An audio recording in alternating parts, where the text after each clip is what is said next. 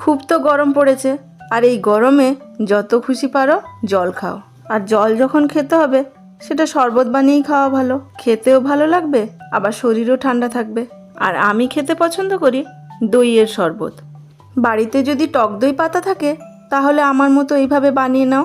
বানানো যেমন সহজ তেমনি খেতে মুখরোচক। প্রথমে একটা বোলের মধ্যে 2 গ্লাস পরিমাণ টক দই নিয়ে নিয়েছি, ঘন টক দই। এর মধ্যে স্বাদ মতো নুন, 4 চা চামচ চিনি আর হাফ চা চামচ জিরে ভাজার গুঁড়ো দিয়ে ভালো করে মিশিয়ে নিতে হবে। মিশিয়ে নেওয়ার পর গোলমরিচ গুঁড়ো দিয়ে দিচ্ছি। তোমাদের কাছে যদি গোলমরিচ গুঁড়ো না থাকে তাহলে যে যেমন ঝাল খেতে পছন্দ করো ওই পরিমাণে চিলি ফ্লেক্স দিয়ে দেবে। ভালো করে মিশিয়ে নিয়ে যে গ্লাসে শরবত খাবে ওই গ্লাসে ঢেলে নিতে হবে। ওপরে আবারও একটু গোলমরিচ গুঁড়ো ছড়িয়ে দিতে পারো আমারই মতো। খাওয়ার আগে 10 মিনিট ফ্রিজে রেখে দিলেই তৈরি ঠান্ডা ঠান্ডা দইয়ের শরবত।